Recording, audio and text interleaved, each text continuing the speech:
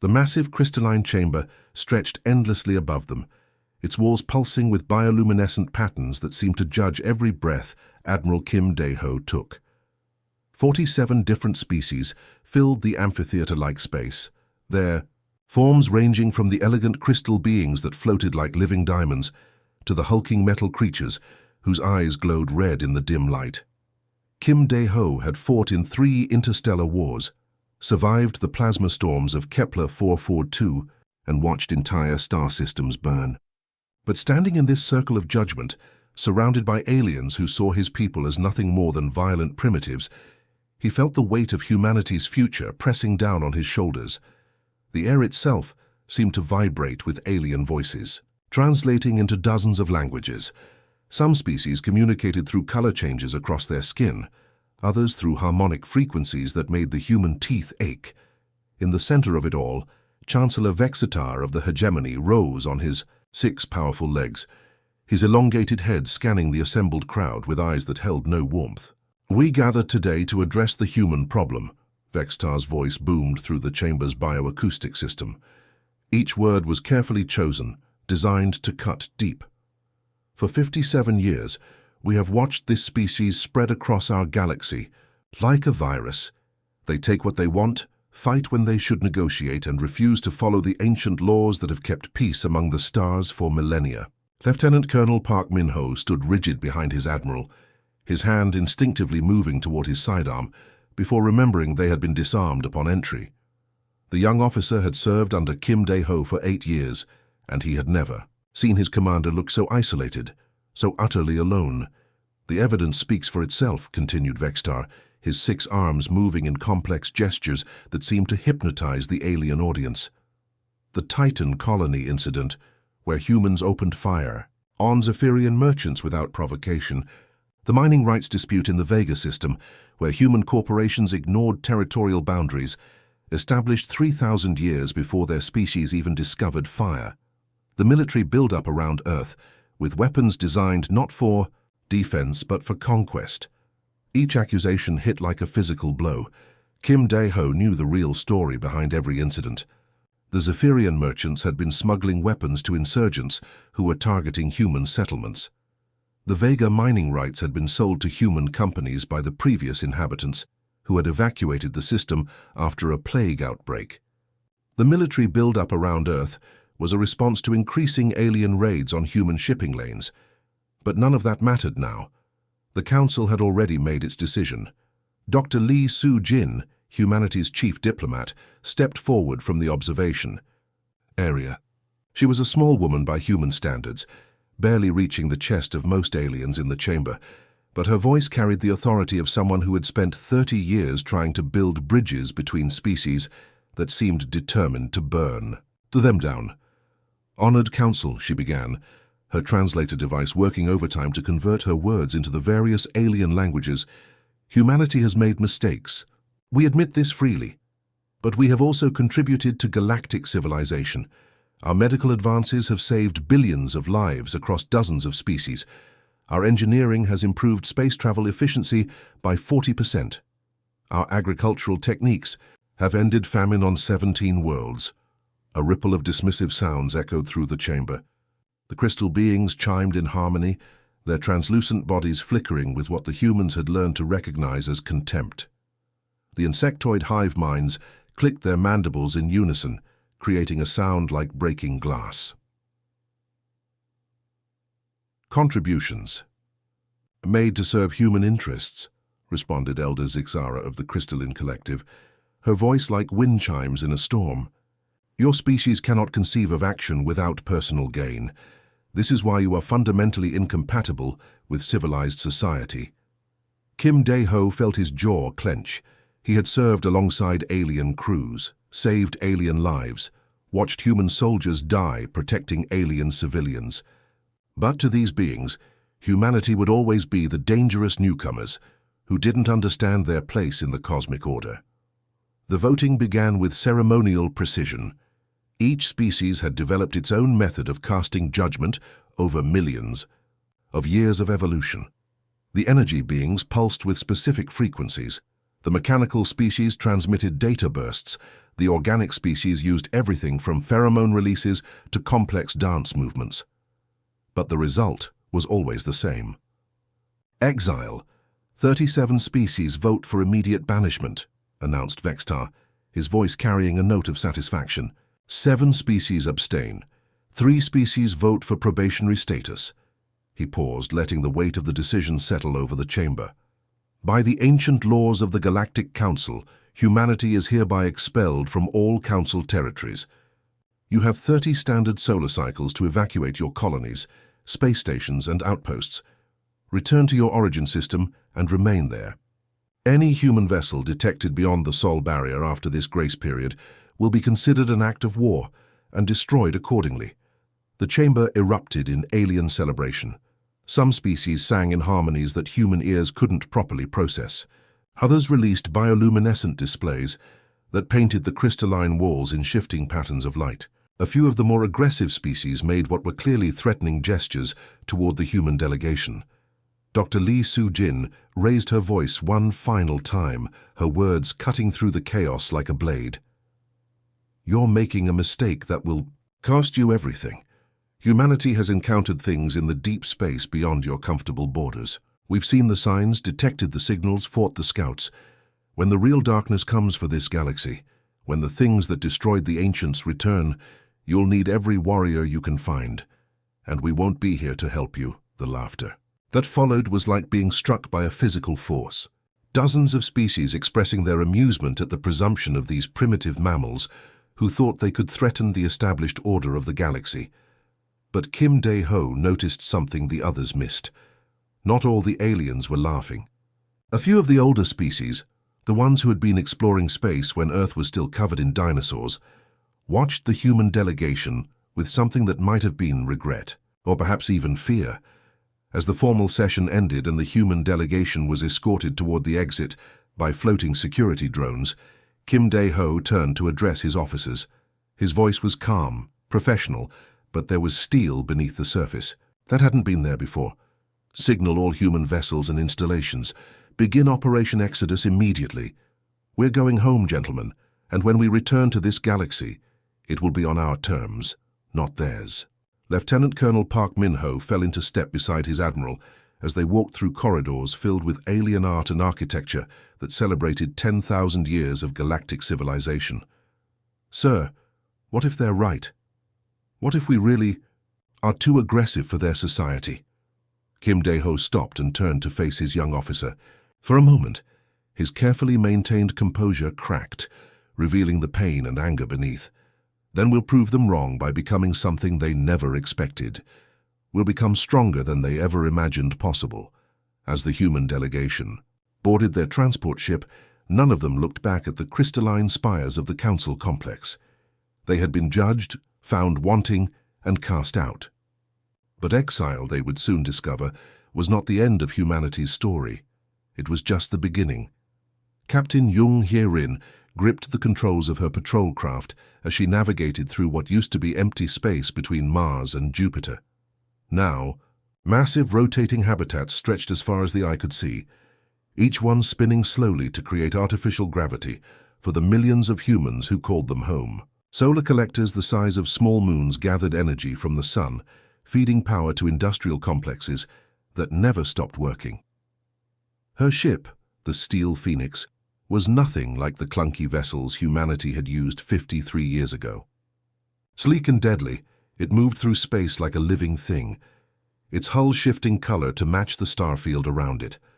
The quantum engines hummed with barely contained energy, capable of accelerating the ship to speeds that would have been pure. Fantasy during the exile. Control, this is Phoenix 7, she spoke into her headset, watching as automated mining ships carved chunks of metal from asteroids the size of cities. Perimeter sweep complete. No sign of Council surveillance drones. Copy that, Phoenix 7, came the reply from Mars Command. Proceed to Grid Sector 7 Alpha. We've got some interesting readings from the deep scanners. Jung Hye-rin smiled as she adjusted course. 53 years ago, humanity had been kicked out of galactic civilization like unwanted children. The aliens thought they were sending humans back to their primitive little solar system to slowly fade away. Instead, they had given humanity the greatest gift possible, Time to grow strong without interference. The asteroid belt had become humanity's industrial heartland. Massive factories floated in the void, their robotic arms reaching out to grab raw materials and transform them into anything the human colonies needed. Ships, weapons, habitats, even entire artificial worlds were built here in secret, hidden from any alien eyes that might be watching. On Mars, Chief Engineer Cho Sung-min stood in the control room of Foundry 7, watching through reinforced glass as exotic matter took shape in magnetic containment fields. The quantum foundries were humanity's greatest achievement, able to create materials that existed in multiple dimensions at once. The Council's best scientists still thought such technology was impossible. "Temperature holding steady at absolute zero," reported his assistant, watching readouts that would have driven alien physicists insane. "Exotic matter synthesis at 97% efficiency."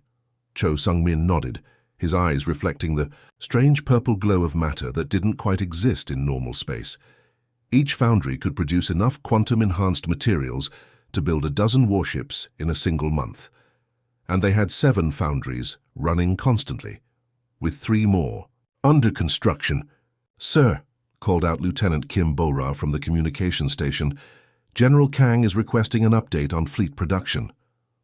The holographic projection flickered to life, showing the weathered face of General Kang Jae-sung. Even in his 70s, the old soldier carried himself like a man ready for war. Behind him, tactical displays showed the current strength of humanity's secret fleet. Over 3,000 ships of various sizes, all equipped with technology that made them invisible to Council sensors.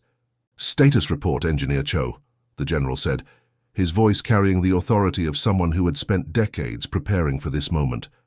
"Production rate is up another 12%, sir," Cho Sung-min replied proudly. "The new assembly lines are exceeding all expectations. We'll have the new fleet ready ahead of schedule. 200 heavy cruisers, 50 battleships and 8 of the new dreadnoughts." General Kang smiled grimly. The dreadnoughts were humanity's secret weapon, ships so large and powerful that each one could take on an entire council fleet. Their quantum armor could phase in and out of normal space, making them nearly impossible to hit. Their weapons could tear holes in reality itself. Far out in the Kuiper Belt, beyond the orbit of Pluto, Dr. Han Ji-woo floated in zero gravity inside the research station built around the ancient alien ruins. The structures were older than anything the Council had ever discovered, made from materials that seemed to shift between solid and liquid depending on how you looked at them. "Computer, run analysis protocol 77 Alpha," she commanded. Watching as scanning beams played across symbols that hurt to look at directly, the alien writing seemed to move when she wasn't watching, rearranging itself into new patterns that conveyed impossible concepts. For decades, humanity had studied these ruins in secret. The technology was so advanced that they were still learning. New things every day. Quantum folding drives, dimensional weapons, energy shields that could stop anything the Council might throw at them. The aliens who built this place had been gods compared to the current galactic civilization. "Dr. Han," called out her research partner, Dr. Park Sung-ho, excitement clear in his voice. "You need to see this. I think we've cracked the navigation system." Han Ji-woo pushed off from the wall and floated over to where Park was working. On his screen, a 3-dimensional map of the galaxy slowly rotated, showing not just stars and planets, but something else. Dark spaces between the spiral arms, areas where something vast and hungry waited in the emptiness between galaxies. The previous owners weren't just explorers, Park whispered, his face pale in the monitor's glow. They were running from something, and according to these logs, it's still out there. Back on Mars, Specialist Yoon Da-hee monitored the long-range sensors that humanity had secretly placed throughout the galaxy. Her job was to watch for any signs that the Council might be planning to check on their exiled humans. Instead, she was seeing something much more interesting. "Sir," she called out to General Kang, "we're detecting another Exodus fleet from Council space. That's the 15th this month." The general moved to stand behind her station, studying the sensor readings with practiced eyes. Ships fleeing from the galactic rim, loaded with refugees from species that had once considered themselves the masters of space. Something was driving them inward, toward the core worlds, and they were running scared. "What's the composition of this fleet?" he asked. "Mixed species, sir. Looks like Zephyrian crystal ships, some hegemony vessels, and—" "Wait." Yundahi's eyes widened as she processed the data. "Sir, those are draconic house warships. The proud ones never run from anything." General Kang felt a chill run down his spine. The elder draconic houses were the most arrogant and powerful species in the galaxy. They had conquered entire star systems and held them for thousands of years. If they were running, then something truly terrible was happening on the galactic rim. Captain Jung Hye-rin, still patrolling the outer system, watched the tactical displays. Update with the latest intelligence. Refugee fleets, panicked transmissions, entire star systems going dark without explanation. The galaxy that had exiled humanity was falling apart, and none of their former oppressors knew how to stop it. "Let them burn," she muttered, thinking of all the years humanity had spent in isolation, all the times they had been called primitives and savages by beings who now fled in terror from something they couldn't understand. But even as she spoke the words, Jung Hye-rin knew they weren't true. Deep in her heart, she felt the same sense of duty that had driven humans to explore dangerous places and protect the helpless for thousands of years. The Council had rejected them, cast them out, treated them like dangerous animals. But when the real darkness came, humanity would have to decide who they really were. The reports kept coming in through their spy networks. Species turning on each other as resources grew scarce. Ancient alliances crumbling as fear replaced diplomacy. And always, at the edge of known space, something vast and hungry was eating its way toward the galactic core. General Kang studied the tactical situation from his command center deep beneath the Martian surface. Around him, holographic displays showed the true extent of humanity's transformation. They had started as exiles, unwanted refugees in their own solar system. Now they commanded technology that made them the most powerful force in the galaxy. The question was, what would they do with that power? The stealth ship Invisible Wind slipped through the void like a ghost, its hull rippling with colors that matched the starfield around it perfectly. Commander Lim So-hyun had been traveling for 3 weeks to reach the Kepler system, following distress signals that had suddenly gone silent. What she found when her ship dropped out of quantum fold space made her blood run cold. "Jesus Christ," whispered Lieutenant Bei Ye-jin from her sensor station, her face pale in the blue glow of the tactical displays. "Commander, you need to see this." Where the proud hegemony capital world of Kepler Prime should have been, there was nothing but glowing debris. 12 massive battleships that had once been the pride of the hegemony fleet drifted in pieces, their hulls torn open like tin cans. The space around them was filled with a strange oily substance that seemed to move with its own purpose. "Magnify Section 7, Commander Lim ordered, her trained eyes scanning the destruction for any clues about what had happened here. The main display zoomed in on something that made both women take a step backward. Floating among the wreckage were creatures that defied description. They looked like massive jellyfish crossed with mechanical spiders, their translucent bodies pulsing with veins of sickly green light. Each one was the size of a battleship, with tentacles that stretched for kilometers through space. "Biomechanical," Lieutenant Bei reported, her voice shaking slightly. "The computer is having trouble classifying them. They're part organic, part machine, but they're like nothing in our databases." Commander Lim studied the creatures through the enhanced sensors. As she watched, one of them extended a feeding tube toward a piece of hegemony wreckage. The metal simply dissolved, being absorbed into the creature's body like water soaking into a sponge. These things didn't just destroy their enemies, they consumed them completely. "These must be the Devourers," she said quietly, remembering the warnings they had found in the ancient ruins. The things that destroyed the precursor civilization. The sensor readings showed hundreds of the creatures spreading throughout the system, methodically consuming every trace of the hegemony presence. Space stations, orbital platforms, even the planet's moon was being slowly eaten away by these nightmare beings. "Commander," Lieutenant Bei called out, "I'm detecting movement. 3 of them are heading our way." "Impossible," Commander Lim replied. Our stealth systems are perfect, nothing should be able to detect us. But as they watched, the three devourers changed course and began moving directly toward their position. Somehow, these creatures could sense the human ship despite its advanced camouflage technology. "Emergency jump," Commander Lim ordered. "Get us out of here now." The invisible wind vanished into quantum fold space just as the first devourer extended its feeding tentacles toward where they had been floating. But the message was clear. These creatures were more dangerous than anything humanity had ever faced. Similar scenes played out across dozens of star systems as human stealth ships emerged from 50 years of hiding to scout their former galactic neighborhood.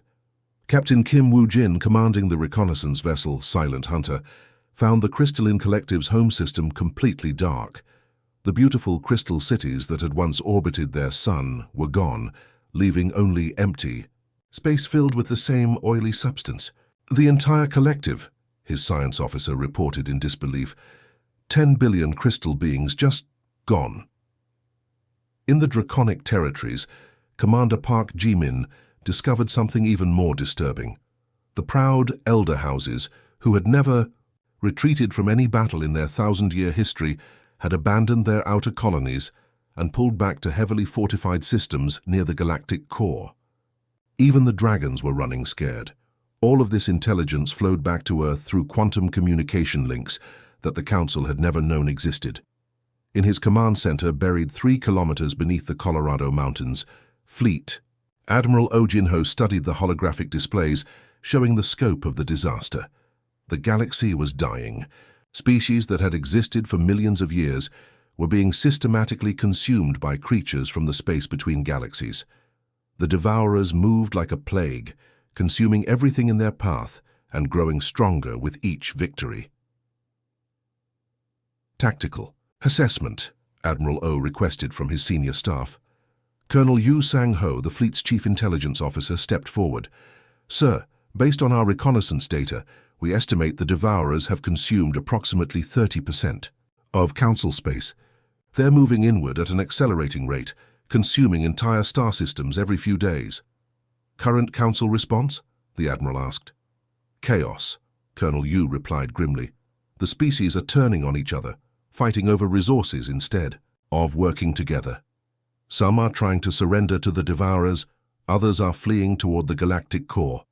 A few are even blaming humanity for the invasion." General Park Eun-jung, a woman whose family had died in the original exile, slammed her fist on the conference table. "Let them all burn," she said coldly. "They kicked us out, called us savages, treated us like dangerous animals. Now they're getting what they deserve." Several other officers nodded in agreement. The pain of exile ran deep in humanity's collective memory. Many saw this as cosmic justice for the way their species had been treated. But Dr. Shin Hai-won, now in her 80s, but still sharp as a laser, shook her head slowly. "The devourers won't stop with the Council species," she said, her voice carrying the weight of decades of research. "We've studied the ancient ruins, decoded their warnings. These creatures consume everything they encounter, every planet, every star system, every form of life they find." She activated her own holographic display, showing the predicted path of the devourer advance. At their current rate of expansion, they'll reach the Sol system in 18 months, maybe less if they continue to accelerate. The room fell silent as the implications sank in. This wasn't just about revenge or justice. This was about survival. If the devourers weren't stopped, they would eventually consume humanity too.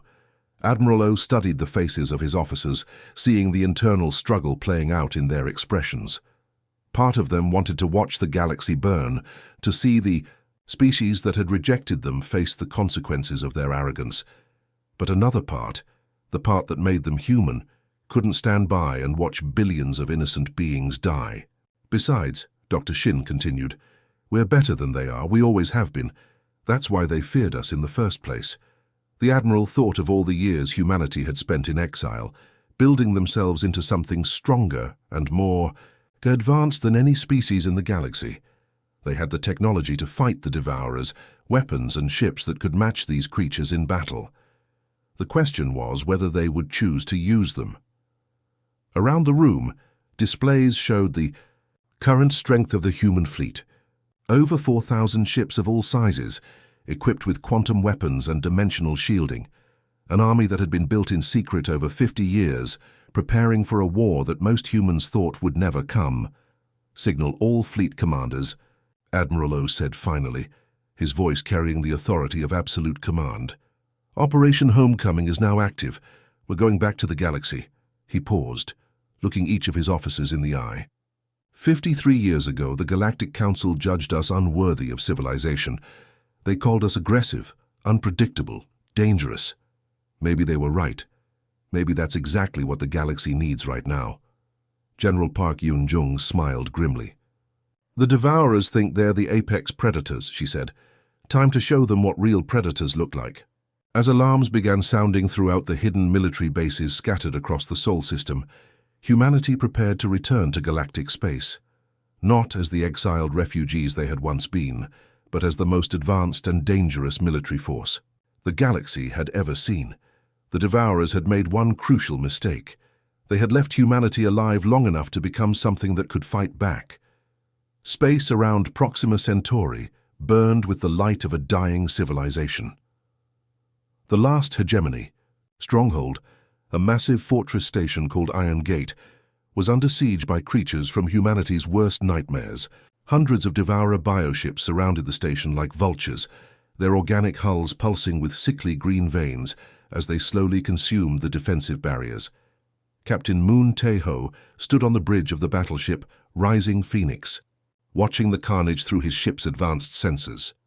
The hegemony defenders were putting up a brave fight, but their energy weapons barely scratched the Devourer's adaptive armor. Every few minutes, another defender exploded in a ball of fire as the creature's feeding tentacles pierced their hulls. "Sir," reported his tactical officer, Lieutenant Kang Minji, "we're reading over 300 Devourer vessels in the combat zone. They're completely surrounding the station." Moon Tae-ho nodded grimly. This was it. Humanity's first real test against the plague that was consuming the galaxy. Hidden just outside the system's edge, the human fleet waited in quantum fold space.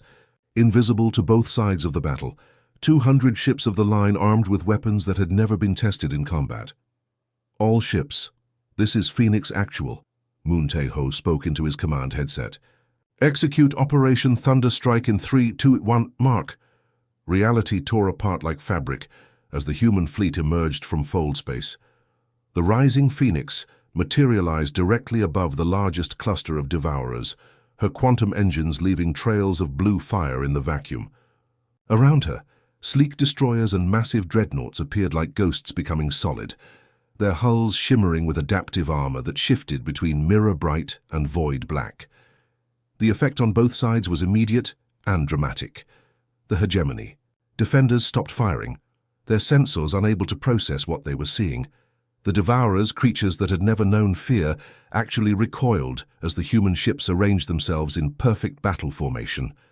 "Target the lead bioship," Moon Tae-ho ordered, his voice steady despite the magnitude of what they were about to attempt.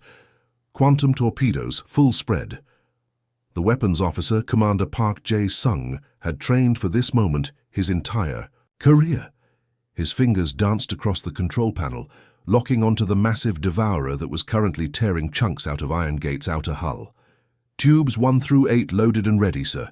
Targeting the creature's central nervous cluster."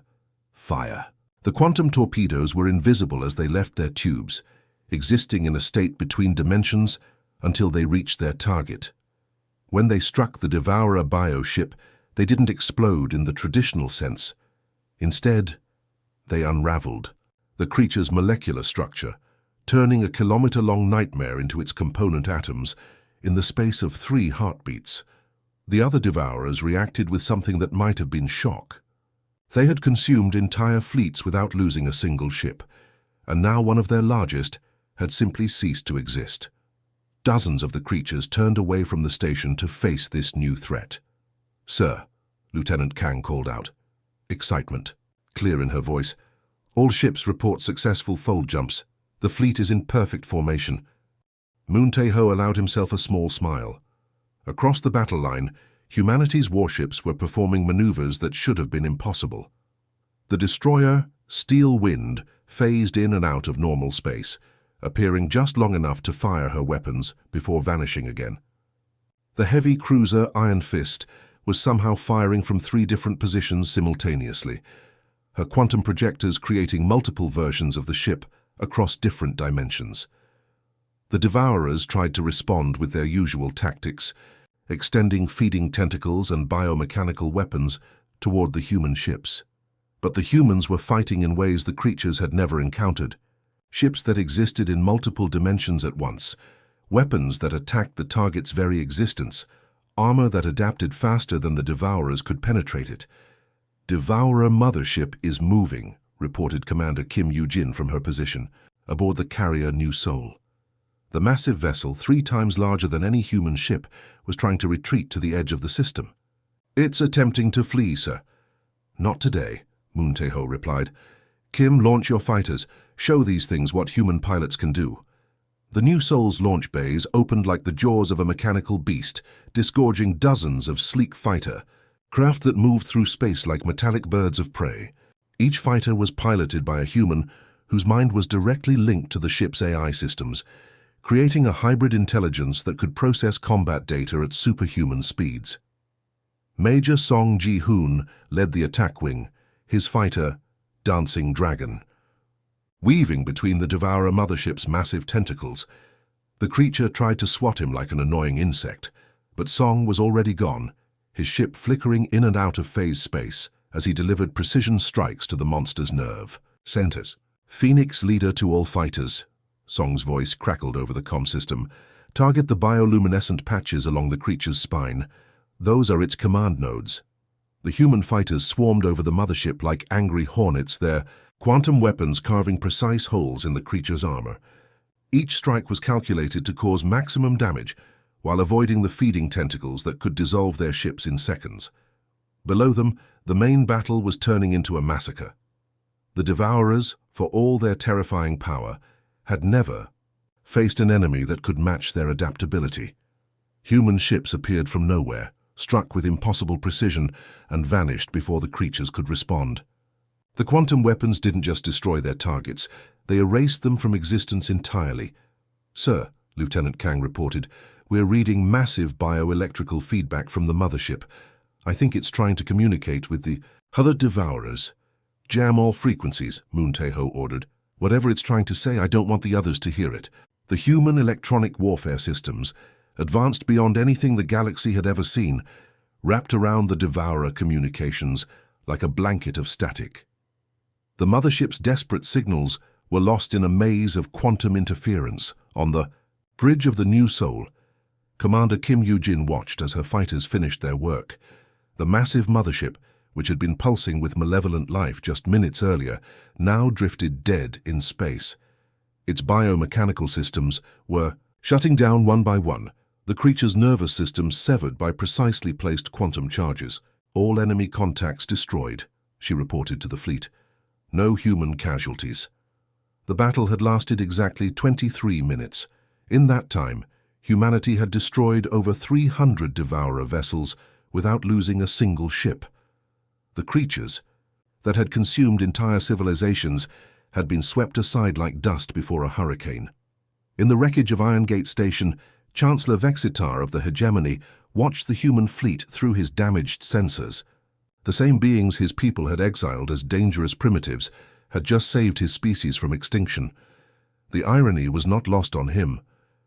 "Open a channel to the human fleet," he ordered his communications officer, his voice heavy with the weight of decades of mistakes. "Channel open, sir." Vexitar looked directly into the camera, knowing that his words would be broadcast across the entire galaxy. "By the ancient laws of galactic civilization, we formally request aid from the Terran Federation. He paused, the words sticking in his throat like poison. "We were wrong." The reply came from Fleet Admiral Oh Jin-ho himself, broadcast on all frequencies, so that every surviving species in the galaxy could hear it. The old admiral's face showed no emotion, no satisfaction at their victory, no anger at past wrongs. "We'll discuss terms," he said simply. But everyone who heard those words understood their true meaning. Humanity had returned to the galaxy, not as the exiled refugees they had once been, but as its saviors. The species that had been cast out for being too dangerous had proven that sometimes dangerous was exactly what the universe needed. The age of human dominance had begun. President Kim Se-ri walked through the corridors of Harmony Station, her footsteps echoing softly against the polished floors that gleamed with embedded starlight patterns. 5 years had passed since the Battle of Proxima Centauri, and the galaxy bore little resemblance to the chaotic war zone humanity had returned to save. The station itself was a marvel of engineering, built from the combined technologies of dozens of species working together under human guidance. Crystal formations from the collective's homeworld grew alongside human quantum processors, while hegemony bioengineering had created living walls that pulsed gently with bioluminescent patterns. It was beautiful in a way that no single species could have achieved alone. Through the massive observation windows, she could see the construction of humanity's most ambitious project yet, the Dyson Ring. Thousands of construction ships, some human, some alien, worked together to build a massive ring structure around the system's star. When completed, it would provide clean, unlimited energy for every member world of the new Galactic Federation. "Madam President," called out Colonel Lee Dong-hyuk, her military aide, as he approached with a datapad in his hands. "The morning briefing is ready." Kim Se-ri nodded, accepting the device and scrolling through the day's reports. The Outer Rim patrol fleets had detected no devourer activity for the 18th consecutive month. The creatures that had once seemed unstoppable had been completely eliminated from known space, their biomechanical remains studied and catalogued to prevent any future surprises. "What's the status of the refugee resettlement program?" she asked as they walked toward the Central Command Center. "Proceeding ahead of schedule," Colonel Lee replied with obvious pride. "The hegemony survivors have established agricultural colonies on 7 worlds. Their natural ability to commune with plant life has increased crop yields by 300%. They're actually eager to help. It's given them a sense of purpose after losing their empire." Kim Se-ri smiled at that. The proud warrior race that had once looked down on humanity as primitive barbarians now worked alongside human farmers, their 6 arms making them incredibly efficient at tending crops. It was amazing how perspective could change when survival was at stake. "And the Crystalline Collective?" "Thriving," Colonel Lee said, his voice taking on a note of wonder. "They've set up artisan workshops on Luna and the asteroid habitats. The sculptures and jewelry they're creating are, well, they're beyond anything we've ever seen. Some of the pieces seem to exist in multiple dimensions simultaneously." As they entered the command center, Kim Se-ri was greeted by the sight of dozens of species working together at various stations. A tall crystalline being consulted with, a human engineer about resonance frequencies. A group of former hegemony officers shared tactical data with human fleet commanders. The bridge crew of the old Galactic Council would have been horrified to see such cooperation. "Ma'am," called out Commander Park Ji-young from the communication station, "we're receiving a priority transmission from the exploration fleet." The main display flickered to life, showing the weathered face of Admiral Choi Min-woo, broadcasting from the bridge of his flagship, somewhere in the Andromeda approach. Behind him, the stars looked different, older, more distant than anything in the Milky Way.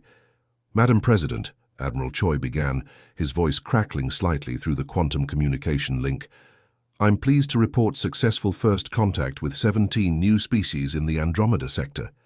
They're peaceful, technologically advanced, and they're requesting Federation membership."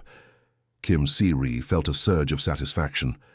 The Galactic Federation, humanity's replacement for the old council, had grown from a handful of survivor species to over 60 different civilizations in just 5 years. Unlike the old system, membership was based on cooperation and mutual aid rather than species hierarchy or military power. "What are their capabilities?" she asked. "Impressive," Admiral Choi replied. "The Vorthan are master terraformers. They can turn dead worlds into gardens in decades rather than centuries. The Quillex have developed quantum computers that make our best systems look like stone tools. And the Nezari," he paused, grinning, "they figured out how to create artificial gravity without rotation or acceleration, Real artificial gravity, not the cheap tricks we've been using. Outstanding, Kim Seri said. Begin the integration protocols. Full membership package for all 17 species, assuming they meet our ethical standards. The Federation's ethical standards were strict but fair. No slavery, no genocide, no exploitation of less advanced species. The rules were simple, but they had eliminated the kind of corruption and abuse that had plagued the old council for millennia. As the transmission ended, Kim Seri walked to the observation deck overlooking the main construction site. The Dyson ring was nearly 20% complete, its gleaming segments stretching across the void like a bridge between worlds. When finished, it would generate enough power to supply every world in the Federation for 1,000 years. "Ma'am?" Colonel Lee said quietly. "Dr. Shin Hae-won is here to see you. She says it's important." Kim Seri turned as the elderly scientist entered the observation deck, her face glowing with excitement despite her advanced age. Dr. Shin had been studying the ancient ruins for over 50 years, and she still got excited about new discoveries, like a child with a new toy. "Madam President," Dr. Shin began, her voice trembling with anticipation, "the xenoarchaeology team has made a breakthrough.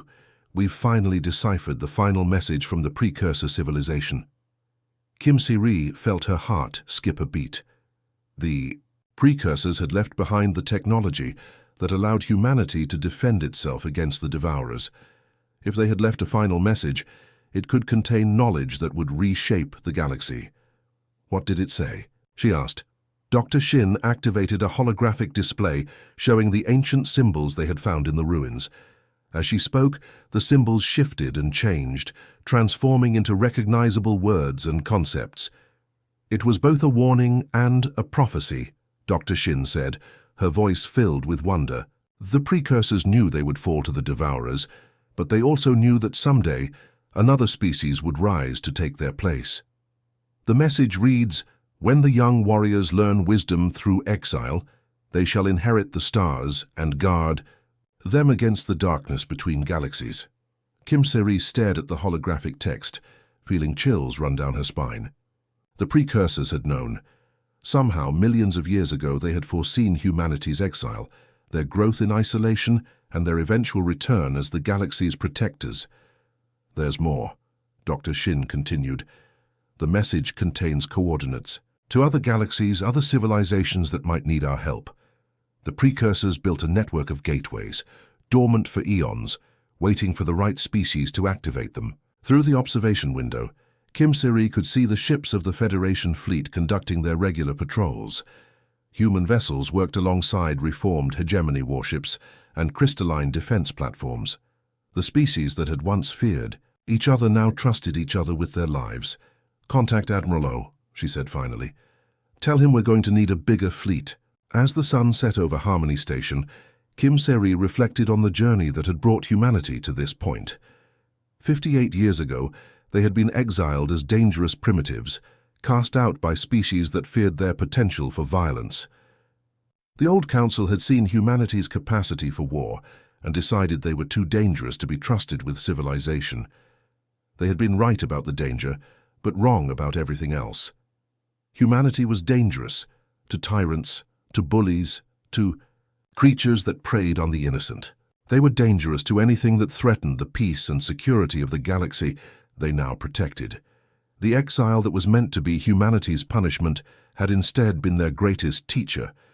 It had taught them that true strength came not from domination but from sacrifice, not from conquest but from protection, not from fear but from hope. As the stars wheeled overhead, Kim Seri smiled. Somewhere out there, other galaxies waited, other species that might need protection from the darkness between stars, and humanity, once cast out and forgotten, would be there to answer the call. The Council had intended exile as humanity's end. Instead, it had been their beginning. The end.